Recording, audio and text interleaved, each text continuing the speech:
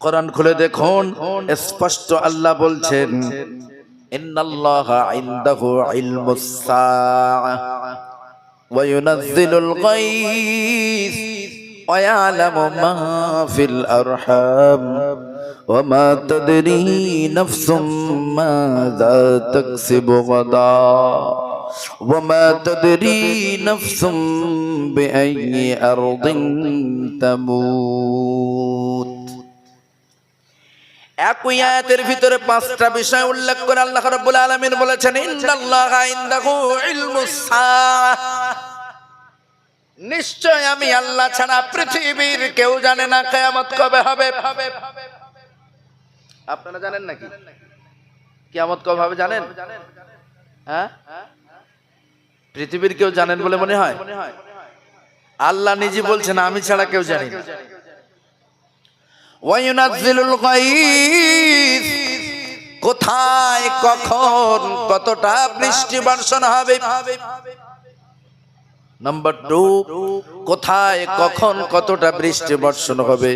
Number 3, ওয়ায়ালামু মা feel আরহাম। ওরে বাবারা, ও এলাকার নওজোয়ান, আল্লাহ স্পষ্ট বলে, বেটা তোর সন্তান দেওয়ার মালিক আমি, ছেলে দেওয়ার মালিক আমি, মেয়ে দেওয়ার মালিক আমি।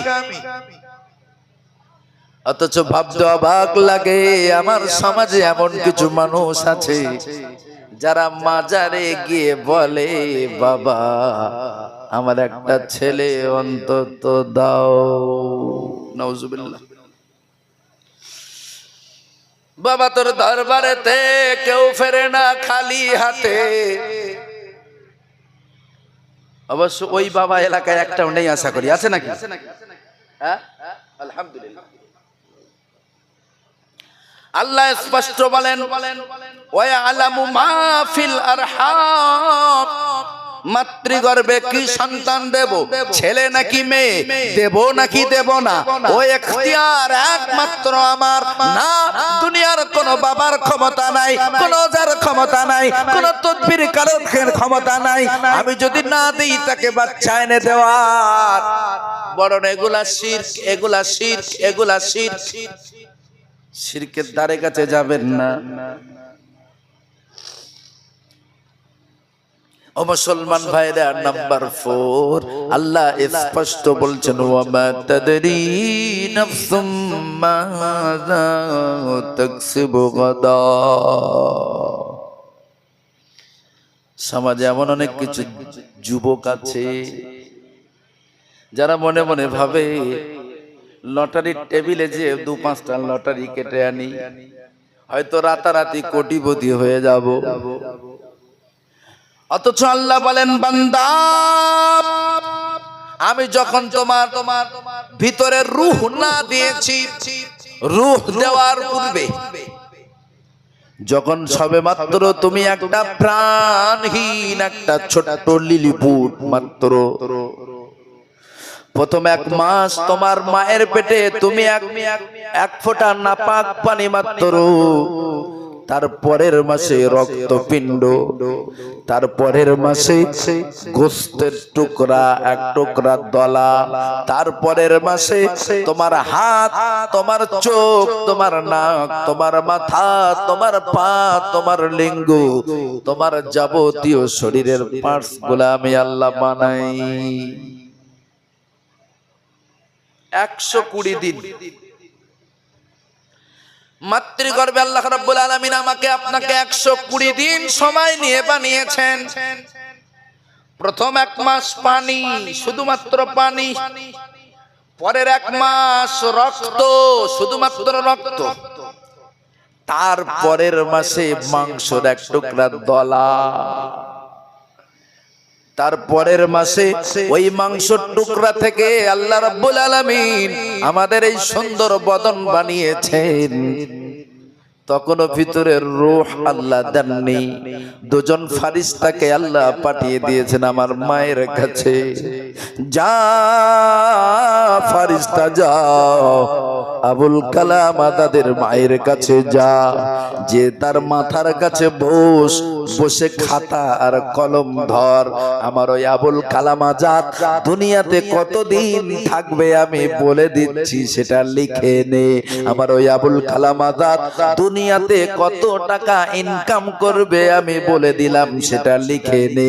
কত কেজি গরুর গোশত খাবে সেটা লিখে নে। কতবার শ্বাস প্রশ্বাস নেবে সেটা লিখে নে। কত গ্লাস পানি পান করবে সেটা লিখে নে। ও মুসলমান ভাইরা, যদি প্রশ্ন করেন কতবার গাঁজায় দম দেব, এটা কি আল্লাহ লেখেন নাই? যদি প্রশ্ন করেন তা এর কি কোনো উত্তর হয়? এর কি কোনো উত্তর হয়? এটা তো থাকবে না। এ দ্বারা প্রমাণিত হলো মায়ের গর্ভে আমার রূহ আসার আগে আমার কিসমতে কি আছে সেগুলো আল্লাহ লিখে দিয়েছেন। তারপরে বলে বান্দা যা রূহের জগৎ থেকে আবুল কালাম আজাদকে এনে তার মায়ের ভিতরে ঢুকিয়ে দে। তাহলে তাকদীর আগে নাকি আপনি আগে? বলেন। তাকদীর আগে। আল্লাহ আপনার জন্য এটা লিপিবদ্ধ করে রেখেছেন। আপনি মায়ের গর্ভে আসার পূর্বে আপনার খাতা রেডি। অথচ নির্লজ্জের মতো আজ আমার সমাজের যুবকেরা রাতারাতি কোটিপতি হওয়ার আশায় কেউ বা লটারি কাটে, কেউ বা জুয়া খেলে, কেউ বা সুদে টাকা খাটায়। আল্লাহর কসম, আপনার কিসমতে যদি থাকে 1 কোটি টাকা, দুনিয়ার কোন মানুষ তা থেকে একটা পয়সাও খসিয়ে নিতে পারবে না। এটা বলেন আমার আল্লাহ। পারা নাম্বার 21, পৃষ্ঠা নাম্বার 13, সূরার নাম সূরা লোকমান, আয়াত নাম্বার 34। এই আয়াতের শেষ অংশে আল্লাহ বলছেন ওয়ামা তাদরি নাফসুম বিআইয়ি আরদিন তামুত। বান্দারে, কখন কোথায় কি অবস্থায় তোমার মৃত্যু হবে এ সম্পর্কে আমি আল্লাহ ছাড়া পৃথিবীর কোন মানুষ জানে না। সুতরাং ও আল্লাহর ভাইরা, অযথা শিরকের সঙ্গে জড়িয়ে পড়বেন না। যেহেতু আল্লাহ আপনার জন্য সিলেক্ট করে দিয়েছেন সারাটা জিন্দেগিতে কত টাকা ইনকাম করবেন, আপনি হারাম পন্থা নিলেও সেটাই হবে, হালাল পন্থা নিলেও সেটাই হবে। তার থেকে বেশি বা কম হওয়ার কোনো জায়গা নেই। সুতরাং আপনি কেন অবৈধ পন্থা, হারাম পন্থা বেছে নেবেন? হারাম পন্থা যদি বেছে নেন, মনে মনে ভেবেছেন একটু বেশি হবে, বেশি করার কোনো উপায় নেই। এটা আল্লাহর চ্যালেঞ্জ। সময় আপনার হালাল পন্থায় আপনার রিজিক আপনার সম্মুখে চলে আসবে না। পৃথিবীর কোন মানুষ তা থেকে একটা কণাও খসিয়ে নিতে পারবে না। এই চ্যালেঞ্জ আমার আল্লাহ করেছেন সূরা লোকমানের ভিতরে। বলুন তো দেখি, আল্লাহ যদি আপনাকে চুল ধরে তোলে, তামাম পৃথিবীবাসী কি ঠ্যাং ধরে নামাতে পারবে? পারবে না। সুতরাং দোহাই লাগি আপনাদের কাছে, না অযথা আপনি হারাম পন্থায় অর্থ উপার্জন করবেন না। যদি হারাম পন্থায় অর্থ উপার্জন করেন, ক্ষণিকের জন্য হয়তো আপনি মোটা তাজা হবেন বটে। আপনি ভালো করে তাকিয়ে দেখেন, হারাম পন্থায় উপার্জন করে রাতারাতি ধ্বংস হয়ে কয়েক বছরের ব্যবধানে ফকির হয়ে রাস্তায় রাস্তায় ঘোরে এমন মানুষের কিন্তু অভাব পৃথিবীতে নেই। ঠিক না? এপার ভাঙ্গে ওপার গড়ে, এই তো নদীর খেলা। সকালবেলা ধনী তুমি, ফকির সন্ধ্যাবেলা। সকালবেলা ধনী তুমি, ফকির সন্ধ্যাবেলা। আজকের দিনের যে কোটিপতি, আগামী 10 বছর পরে আল্লাহ চাইলে তাকে পথের ভিখারি করতে পারেন কিনা? হ্যাঁ কিনা বলেন? আজকে দিনে যিনি ভিখারি, আগামী 5 বছরের পরে আল্লাহ তাকে লাখপতি বানাতে পারেন কিনা? অবশ্যই পারেন। সুতরাং না লটারি নয়, সুদ নয়, ঘুষ নয়, জুয়া নয়, আপনি আসুন আল্লাহর রাসূলের আদর্শের মধ্যে আসুন। আল্লাহর রাসূলের আদর্শের মাপকাঠি অনুযায়ী যদি চলতে পারেন, আল্লাহর কসম আপনি এটা মনে ভাববেন না রাসূল আপনার মন্দ জিনিসগুলো দেখছেন না। রাসূলের কদমে প্রত্যেকটা আপনার কর্মকে পাঠিয়ে দেওয়া হচ্ছে, যার পুঙ্খানুপুঙ্খানু সাক্ষী আল্লাহর নবীকে কিয়ামতের দিনে আমার বিরুদ্ধে আপনার বিরুদ্ধে দেবে। এই জন্য বলি বন্ধু, অবশ্যই নিজেকে সংযত রাখুন। না না না, যদি নিজেকে সংযত না করেন, নিজে হতে যদি নিজেকে সংশোধন না করেন, পৃথিবীবাসী আপনাকে সংশোধন করতে পারবেন না।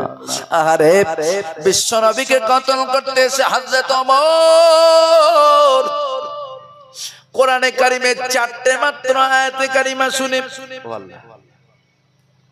সময় তো ক্লোজ, 4টে বেজে গেছে, আজান কটায়? 4:30। আর 2-4 মিনিট পরে দোয়া করে দিই। বিশ্ব নবীকে কতল করতে হযরত ওমর এতটাই চেঞ্জ হয়ে গেল,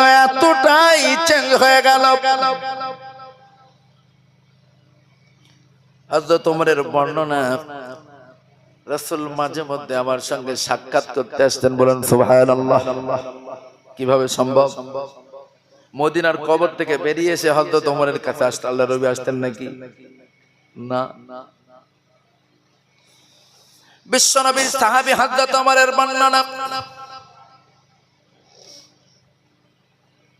কোন একদিন ফজরের নামাজের পর হযরত আলী রাদিয়াল্লাহু তাআলা আনহু বর্ণনা করছেন, আমি কোন একদিন রাত্রে বিশ্বনবীকে স্বপ্ন দেখি, নবী আমার নামাজের পরে এলান করলেন, স্বপ্নে দেখছি রাসূলের পিছনে দাঁড়িয়ে ফজরের নামাজ আদায় করছি। ফজরের নামাজ পড়লাম রাসূলের পিছনে, রাসূলের ওফাতের পরে, রাসূলের জীবদ্দশায় নয়।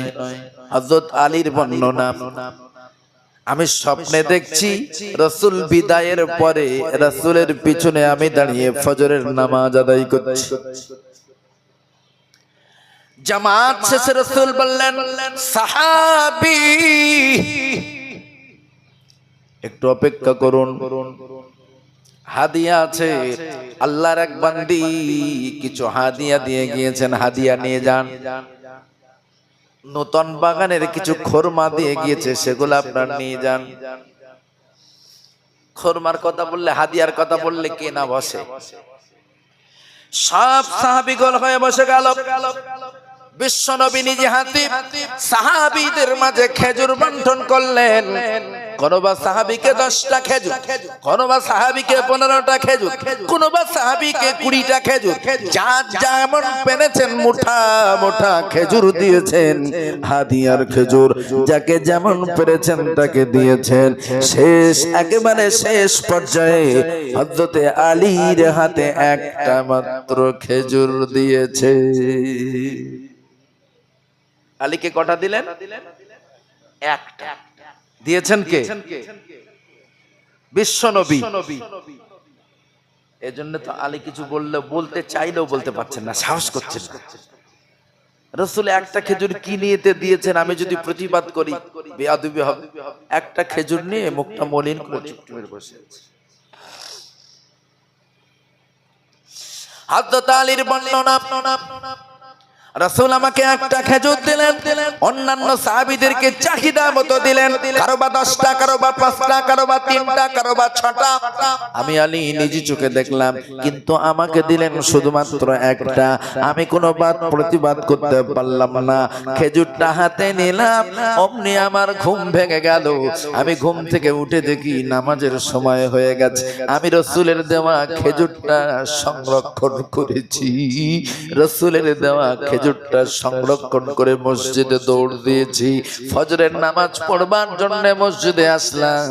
এসে হযরতে ওমরের পিছনে আমি নামাজ আদায় করলাম। হযরত ওমরের খেলাফতের কালের ঘটনা। হযরত আলী বলে, আমি ওমরের পিছনে দাঁড়িয়ে দাঁড়িয়ে ফজরের নামাজ আদায় করলাম। ফজরের নামাজ আদায় করার পরে ফজরের সালাতের শেষে হযরত ওমর ঠিক রাসূল যেভাবে অর্ডার করেছিলেন, আমাকে ঘুমের ভিতরে স্বপ্ন যোগে হযরত ওমরের পর প্রকাশ্যে বলছেন, ও নবীর সাহাবীরা একটুখানি দাঁড়িয়ে যান, হাদিয়া আছে কিছু হাদিয়া, আল্লাহর এক বান্দি কিছু হাদিয়া দিয়েছেন, সে হাদিয়া নিয়ে যাবেন, একটুখানি অপেক্ষা করুন। হযরত আলী বলে, আমি হযরত ওমরের এলান শুনে বসে পড়লাম।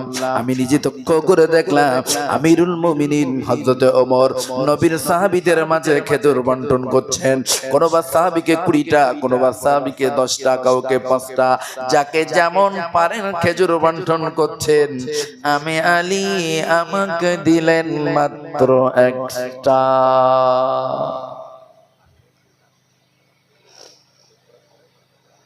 হযরত আলী বলেন, যখনই আমাকে একটা খেজুর দিলেন আমি ওমরের উপরে চড়াও হলাম। হযরত ওমরকে ধমক দিলাম, আমিরুল মুমিনিন সবাইকে 10টা, 15টা, 20টা, আর আমাকে মাত্র একটা, কি ব্যাপার?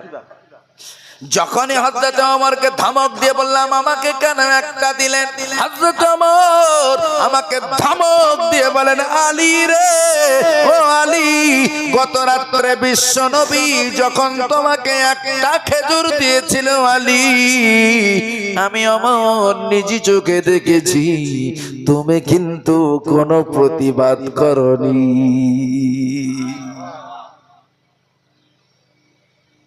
হযরত আলী থরথর করে কাঁপতে লাগলেন, ডুকরে ডুকরে কাঁদতে কাঁদতে বললেন, আমিরুল মুমিনিন, রাসূল রাত্রে আমাকে একটা খেজুর দিয়েছেন, এটা আমি আলী ছাড়া পৃথিবীর কেউ জানে না।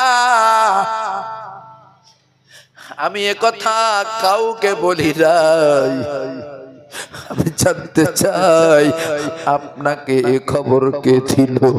হযরত ওমর ইবনুল খাত্তাব রাদিয়াল্লাহু তাআলা ওই সময় বলেছিলেন, আলী রে, নিশ্চয়ই তুমি জানো আমি রাসূলের গর্দান নেওয়ার জন্য হাতে নঙ্গা তলোয়ার নিয়ে এসেছিলাম, কিন্তু রাসূলের নুরানি বদন দেখবার পরে, রাসূলের পবিত্র চেহারা মোবারক দেখবার পরে আমি রাসূলের প্রতি বিনম্রভাবে কালিমা পড়বার জন্য হাত বাড়িয়ে দেওয়ার পর থেকে নিয়ে যে হাতে নঙ্গা তলোয়ার নিয়ে রাসূলকে কতল করবার জন্য গিয়েছিলাম, সেই হাতে কালিমা নিয়ে ফিরেছি। তারপর থেকে নিয়ে অদ্যবধি আমি ওমর ওই নবীকে এমন ভালোবাসি, এমন মহব্বত করি, আমি ওমর ওই নবীকে এতটাই দিল দিয়ে প্রাণ দিয়ে ভালোবাসি, ওই নবী মাঝে মধ্যে, ওই নবী বিদায় নিলেও মাঝে মধ্যে আমি ওমর আমার দিদার দেয়। আরো জোরে বলুন সুবহানাল্লাহ। সেই নবীর দিদার লাভ করার সৌভাগ্য এখনো হতে পারে কিনা? এখনো আমাদের দ্বারাই আমরা কেউ সেই নবীর দিদার পেতে পারি কিনা? অপশন এখনো আছে কিনা এটাই জানতে চাচ্ছি। অপশন আছে, তবে সুদ খেলে হবে? সুদ খেলে হবে? হারাম অর্থ, হারাম খাবার খেলে হবে? হারাম খাবার খেলে রাসূলের দিদার তো দূরের কথা। পারা নাম্বার 2, পৃষ্ঠা নাম্বার 4, সূরার নাম সূরা বাকারা, আয়াত নাম্বার 174 কি 274, আয়াত নাম্বার 274।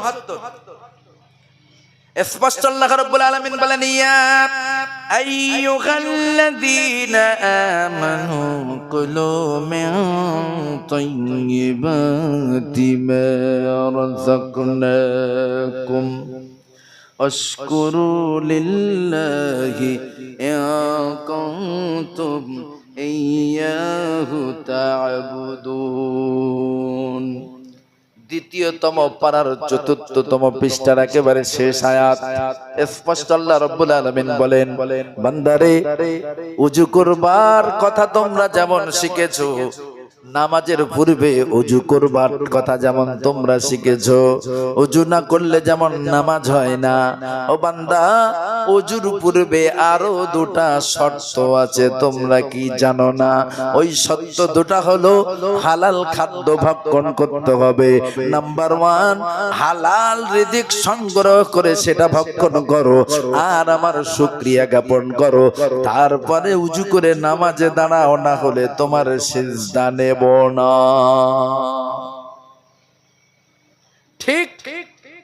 আয়াতের সঙ্গে সামঞ্জস্য রেখে সহিহ বুখারী থেকে একটা হাদিস পাঠ করে আমি আপনাদেরকে শুনিয়ে আজকের আলোচনা এখানেই সমাপ্ত করব ইনশাআল্লাহ। নেক্সট কখনো যদি আল্লাহ এদিকে আনেন আমার এই অসমাপ্ত আলোচনার বাকি অংশটা আপনাদেরকে শোনাতে পারবো বলে আশা করি। عن أبي هريرة رضي الله تعالى عنه قال قال رسول الله صلى الله عليه وسلم إن الله طيب لا يقبل إلا طيبا وأن الله أمر المؤمنين بما أمر به المرسلين ثم ذكر الرجل يطيل السفر أشعث أغبر يمد يديه إلى السماء يا ربي يا ربي ومطعمه حرام ومشربه حرام وملبسه حرام وغذي بالحرام فأنى يستجاب لذلك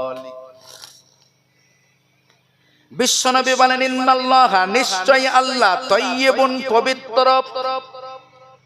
আল্লাহ কি পবিত্র নাকি অপবিত্র? আওয়াজ দিয়ে বলেন পবিত্র নাকি অপবিত্র?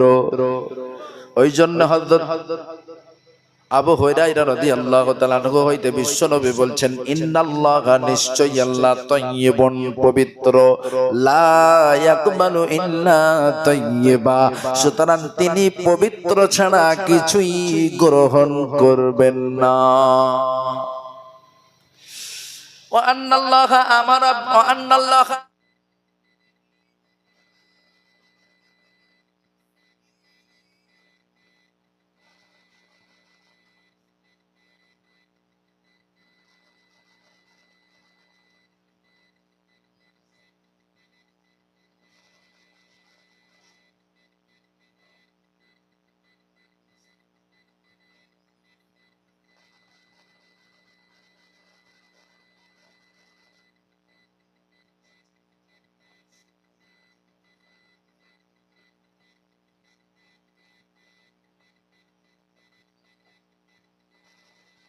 অর্থ উপার্জন করে হালাল ভক্ষণ করাটা মাস্ট এন্ড কম্পালসারি, আদম থেকে নিয়ে নবী বিশ্বনবী মুহাম্মদুর রাসূলুল্লাহ সাল্লাল্লাহু আলাইহি ওয়াসাল্লাম পর্যন্ত সকলের জন্য।